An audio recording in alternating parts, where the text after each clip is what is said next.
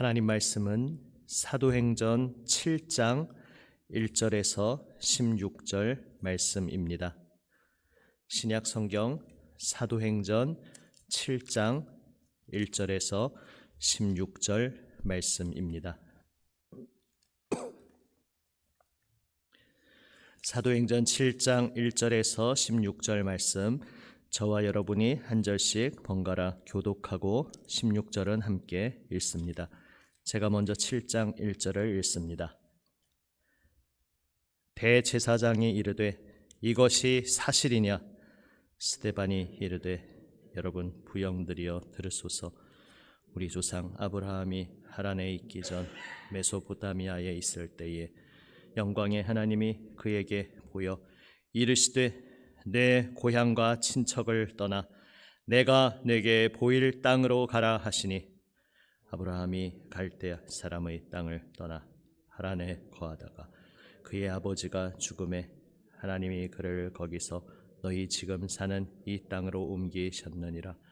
그러나 여기서 발붙일 만한 땅도 유업으로 주지 아니하시고 다만 이 땅을 아직 자식도 없는 그와 그의 후손에게 소유로 주신다고 약속하셨으며 하나님이 또 이같이 말씀하시되 그 후손이 다른 땅에서 나그네가 되리니 그 땅 사람들이 종으로 삼아 400년 동안을 괴롭게 하리라 하시고 또 이르시되 종 삼는 나라를 내가 심판하리니 그 후에 그들이 나와서 이곳에서 나를 섬기리라 하시고 할례의 언약을 아브라함에게 주셨더니 그가 이삭을 낳아 8해 만에 할례를 행하고 이삭이 야곱이 우리 12조상을 낳으니라.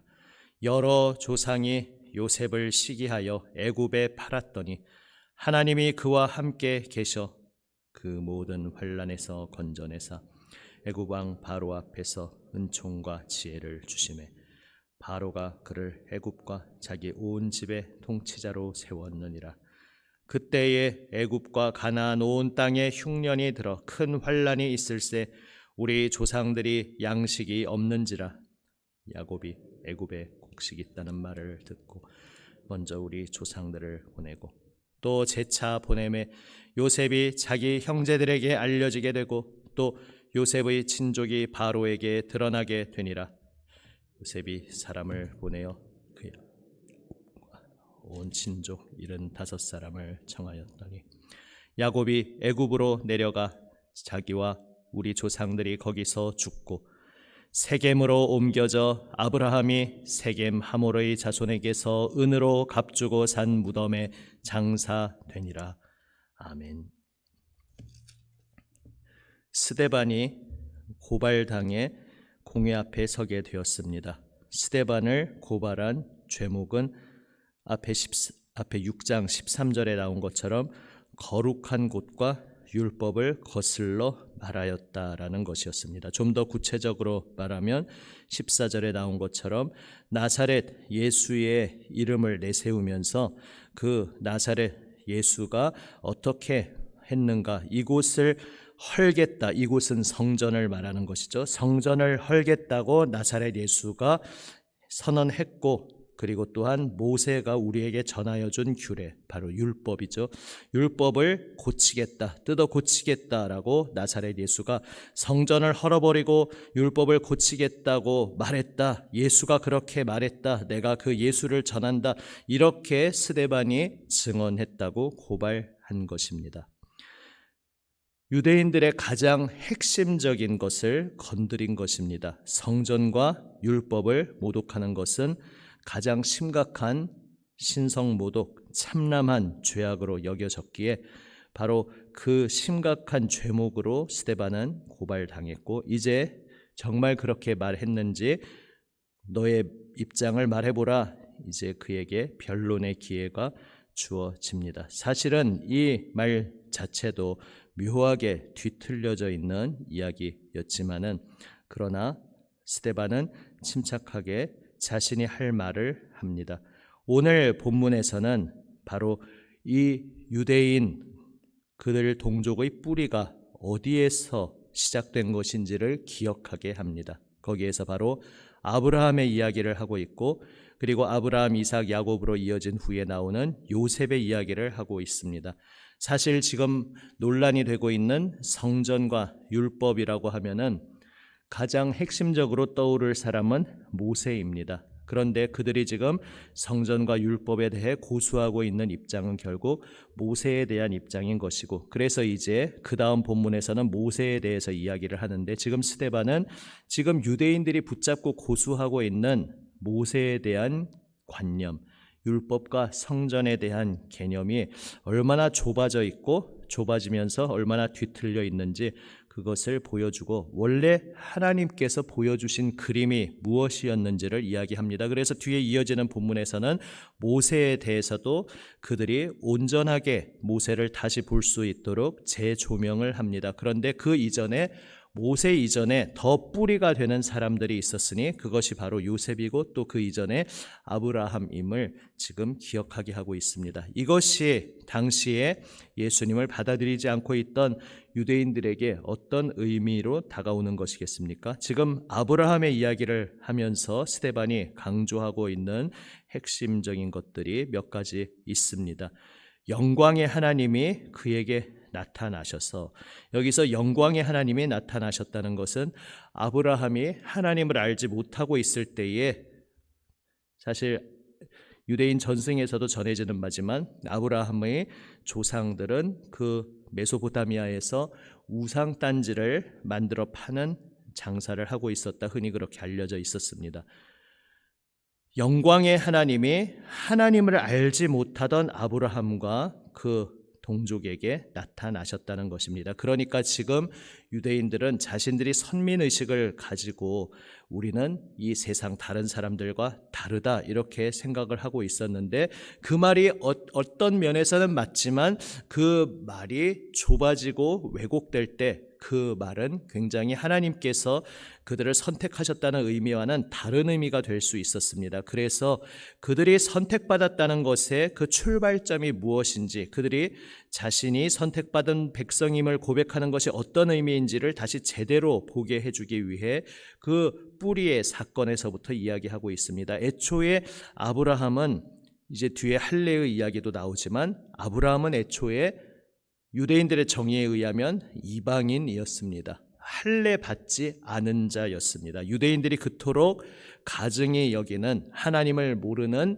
세상 백성, 할례 받지 않은 자. 그런데 아브라함도 애초에 출발점이 하나님을 알지 못하던 자이고 할례 받지 않은 자였습니다. 그런데 그에게 영광의 하나님이 나타나셨습니다. 온 세상을 창조하신 하나님, 우리의 주인이 되시기에 합당하신 유일하신 그분이 아브라함에게 압도적으로 나타나셔서 아브라함으로 하여금 그가 몸담고 뿌리 내리고 있는 그 모든 옛 삶에서 떠나서 하나님이 약속하여 주신 그 땅으로 가라고 하나님께서 명하셨다는 것입니다. 그리고 아브라함은 바로 그 하나님의 주도권에 의해 하나님의 손길에 붙들려서 하나님을 알지 못하던 옛 삶에서 이제 하나님을 섬기고 하나님을 알고 하나님과 동행하는 새로운 삶으로 옮겨졌습니다. 이것이 지금 스데반이 말하고 있는 첫 번째 초점입니다. 아브라함도 이방인이었다. 우리 모두가 이방인에서 시작하였다. 이방인인 우리가 하나님의 선택받은 백성이 된 것은 전적으로 하나님의 주도권에 의한 것이었다. 다르게 표현하면 하나님의 은혜에 의한 것이었다. 우리는 우리가 잘나서 지금 이 자리에 있는 것이 아니고, 우리만 무언가 특별히 우리 자체로서 특별히 다르고 무언가 특별해서가 아니라 하나님이 우리에게 나타나셔서 압도적으로 불러주셨고 하나님의 주도권에 의해 우리를 여기까지 이끌어 주신 것이다. 우리가 지금 여기에 선택받은 백성으로 있다는 것은 아무 자격 없고 아무 조건도 아무 구별되는 점도 없었던 우리가 하나님의 은혜에 의해 하나님의 주도권에 의해 택함받아 이 자리에 있는 것이다. 이것을 스데반은 유대인들에게 깨달으라고 강조하고 있습니다. 그리고 그렇게 약속의 땅으로 왔지만 나그네 살이를 하고 있었습니다. 이것은 지난 수요 사경회 때 나눈 주제와도 이어집니다. 나그네 살이를 하면서 아직 아브라함 당대에는 이 약속의 땅에 살고는 있었지만 나그네 신분으로서 거류하는 신세였고 400년 후에 이제 그의 후손에게 이 땅을 주시겠다 하나님이 약속하셨음을 이야기하고 있습니다. 그러니까 여기에서도 계속해서 하나님의 주도권이 강조됩니다. 아직 자식도 없는 아브라함이었는데 그에게 하나님께서 약속하셨고 자손도 없는 그에게 자손을 주겠다 약속하셔서 그 말씀대로 자손을 주셨고 하나님께서 약속하신 땅이지만 아직 한 뼘도 그의 소유가 아닌 그 땅에서 나그네 신세로 살고 있는 그에게 하나님께서 약속하셔서 때가 되면 너의 후손들이 이 땅에 들어오게 될 것이라 말씀하셨습니다.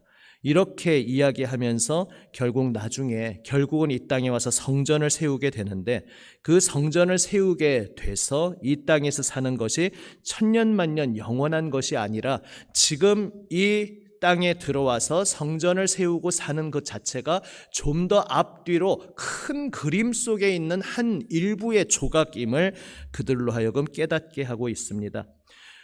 우리만 특별한 것이 아니고 우리도 똑같이 모든 다른 백성들과 동일하게 하나님을 알지 못하던 이였는데 하나님이 유독 우리를 택하셨고 이 땅도 이방인들의 땅이었는데 하나님께서 약속하셔서 이 땅을 주시겠다 하셨고 그러나 아브라함 당대에 나그네 신세로 있었듯이 나중에 결국 이스라엘이 이 땅에 와서 정착하게 되지만 결국 더 큰 그림으로는 우리는 아직도 나그네라는 고백으로 이 땅을 살아가고 있다.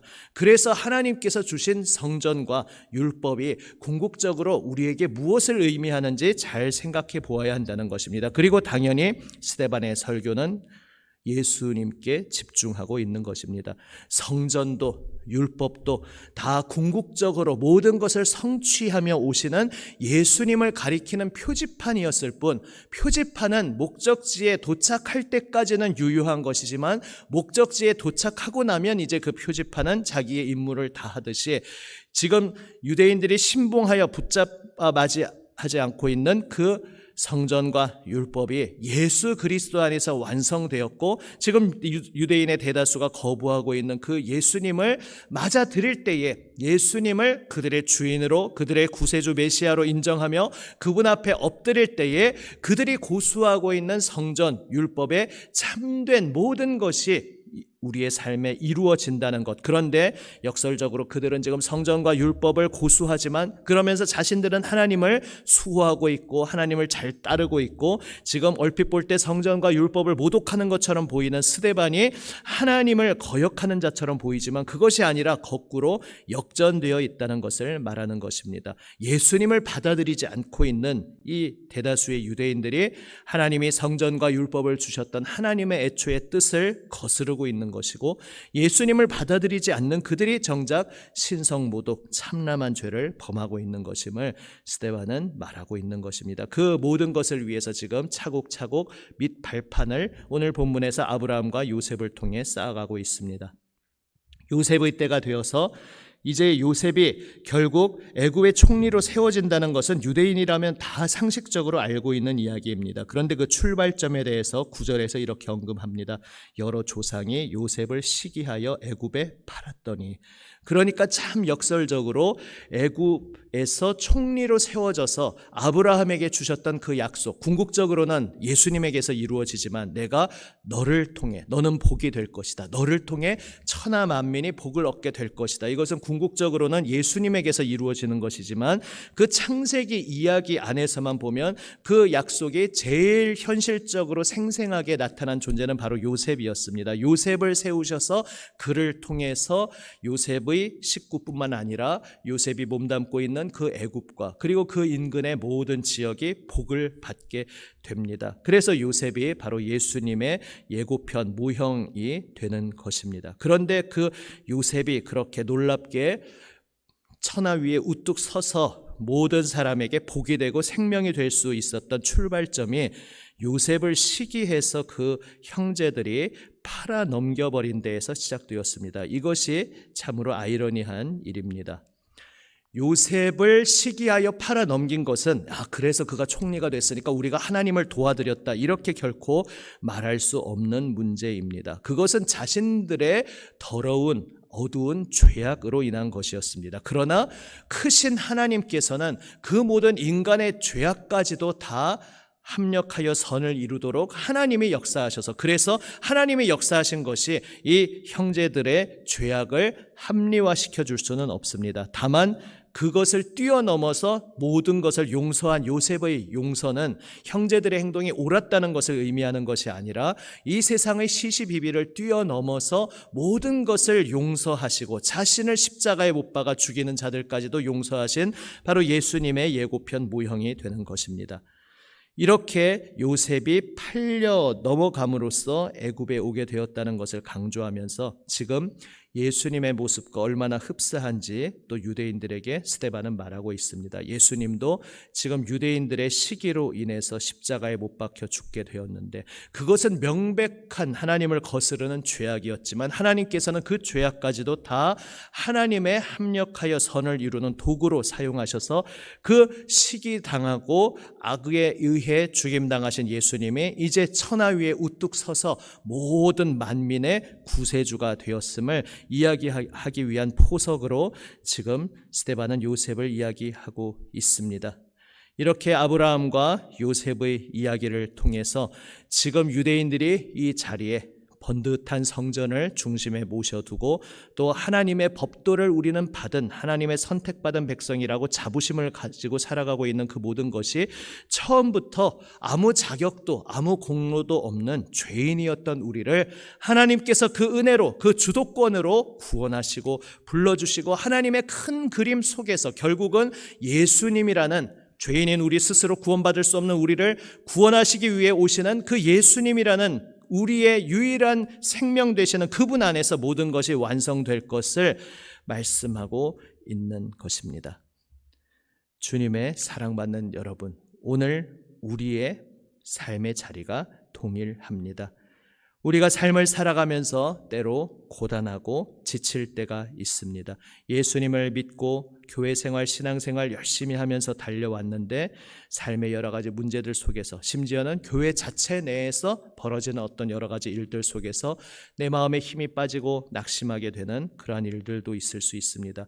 어떠한 이유에서든지 내가 지금 걸어가다가 길을 잃었다고 생각될 때, 내 마음에 힘이 빠졌다고 생각될 때에 내 출발점이 어디였는지, 나는 어디로부터 부르심을 받았는지 기억하는 것이 중요합니다. 지금 이 유대인들이 우리는 아무것도 아닌 전혀 하나님을 알지 못하는 그 아브라함에게 하나님이 주도권을 가지고 은혜로 찾아와 주셔서 거기에서부터 우리의 모든 것이 시작되었음을 기억해야 했듯이 우리도 기억해야겠습니다. 우리는 아무것도 아닌 자였습니다. 우리에게는 생명도 소망도 없는 자였습니다. 아니, 우리 스스로는 그것을 깨닫지 못하고 있었을지라도 오히려 우리가 예수님을 알고 나서 보니까 우리가 예수님 알지 못했다면 그렇게 절망과 죽음 가운데 있는 자였구나 우리는 깨닫게 되지 않았습니까? 바로 그렇게 아무 소망 없이 죽어있던 우리들에게 하나님의 독생자 예수님께서 찾아와 주셔서 그분이 우리의 죄를 짊어지시고 그분이 우리를 위해 죽으심으로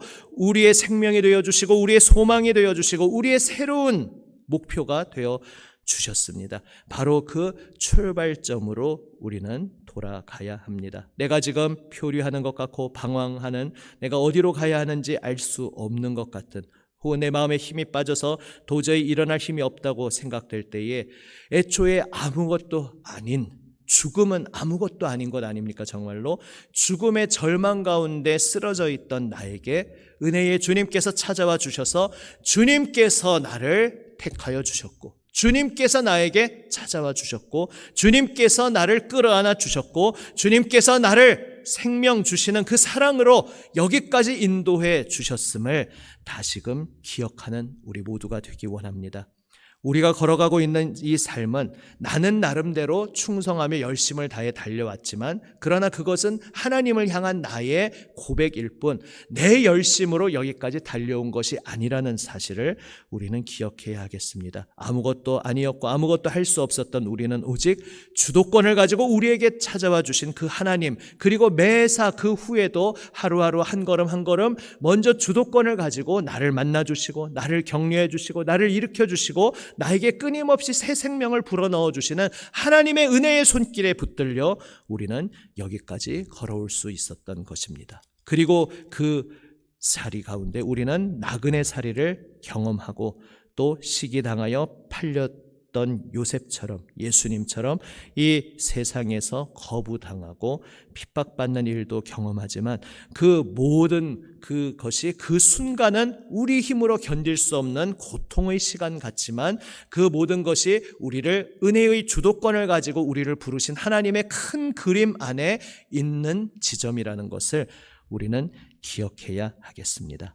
오늘 이 아침 하루의 첫 시작 주님 앞에 기도로 엎드리며 이 고백으로 주님 앞에 나아가기 원합니다. 하나님, 나를 부르신 분도 나를 보내신 분도 하나님이십니다. 찬양 가사의 고백처럼 내가 모든 이 자리에 서 있는 것이 다 하나님의 은혜입니다. 나의 이 달려가고 있는 이 길을 부르신 분도 하나님이십니다. 우리는 고백하며 주님, 저의 힘으로는 이 길을 걸어갈 수 없다는 것을 저는 새삼 깨닫게 됩니다. 힘이 없어 쓰러진 저를 붙들어 일으켜 주시는 분은 주님이십니다. 바람과 바다를 바라보며 두려워하여 물속에 빠져 들어가던 저를 붙잡아 건져주시고 끌어올려 주시는 분은 주님이십니다. 오늘도 은혜의 주도권을 가지고 나를 붙드시고 계시는, 나의 이 삶을 끝까지 인도하고 계시는 주님을 바라보게 하여 주옵소서. 지금도 나를 붙잡고 계시고 나를 지키시고 계시는 그 주님을 바라보며 내 힘으로 이 길을 걸어가는 것이 아니라 주님의 은혜의 주도권에 의해 이 길을 걸어가고 있습니다. 이것을 깨닫고 그 주님 은혜의 힘 안에서 새 힘으로 이 길을 계속 주님 따라 걷게 하여 주옵소서. 이 하루의 첫 시작 주님 앞에 기도하며 나아가시기를 바랍니다. 그렇게 다시금 주님의 은혜의 모든 중심이 있음을 깨닫고 엎드릴 때에 바로 그 고백 속에서 은혜의 주도권으로 여전히 나를 붙드시고 나에게 새 힘을 주시고 나를 인도하시는 주님을 다시금 경험하게 되실 것입니다. 그 주님과 함께 새 힘 얻어 주님 주시는 기쁨으로 이 하루도 승리하시기를 주님의 이름으로 축복합니다. 기도하시겠습니다. 아버지 하나님, 감사합니다. 주님, 모든 것이 주님의 은혜임을 고백합니다. 은혜의 주도권으로 저희를 불러주시고 아버지, 죄인 괴수, 절망 가운데 죽음 가운데 있던 저희들을 위해 하나님의 독생자 예수님께서 우리를 위해 십자가에서 피 흘리시고 대속하여 주신 그 은혜를 감사드립니다. 주님, 오직 우리를 구원하신 예수님만 일평생 의지하며 주님을 따릅니다. 십자가에 달리셔서 우리를 자유케 하신 주님을 위해 우리의 몸과 마음을 다 바쳐 오직 주님 위에 살게 하여 주시옵소서. 주님, 저희의 갈 길을 인도하여 주시옵소서. 오늘도 모든 은혜의 주도권이 주님 손안에 애초부터 있었음을 기억하며 주님 앞에 엎드릴 때에 아버지, 주님의 그 은혜의 손길 안에서 새 힘 얻어 아버지 기쁨으로 감사의 고백으로 주님 따르게 하여 주시옵소서. 우리의 생명 되시고 우리의 모든 것 되시는 우리 구주 예수 그리스도의 이름으로 기도드립니다. 아멘. 주님 가르쳐 주신 기도 함께 드립니다. 하늘에 계신 우리 아버지, 아버지의 이름을 거룩하게 하시며 아버지의 나라가 오게 하시며 아버지의 뜻이 하늘에서와 같이 땅에서도 이루어지게 하소서. 오늘 우리에게 일용할 양식을 주시고 우리가 우리에게 잘못한 사람을 용서하여 준 것 같이 우리 죄를 용서하여 주시고 우리를 시험에 빠지지 않게 하시고 악에서 구하소서. 나라와 권능과 영광이 영원히 아버지의 것입니다. 아멘. 오늘도 처음부터 끝까지 나의 앞뒤에 계시며 나를 은혜로 붙드시고 주관하시는 주님께 모든 것을 내려놓고 모든 것을 아뢰고 부르짖으며 주님 앞에 기도로 나아가기 원합니다. 우리를 위해 중보하시는 예수님 기도에 동참하며 도고의 기도로 기도하실 때에 우리 마음에 품고 있는 태신자를 위해서 기도하고 또 특별히 이제 준비 진행되는 선교 비전 트립을 위해서 계속해서 기도합니다. 이제 내일 토요일에 있을 어린이 대회를 위해서도 또 함께 중보하며 나아갑니다. 기도하며 주님 은혜의 품으로 함께 나아갑니다. 또한 삶의 자리로 나아가시겠습니다. 기도하시겠습니다.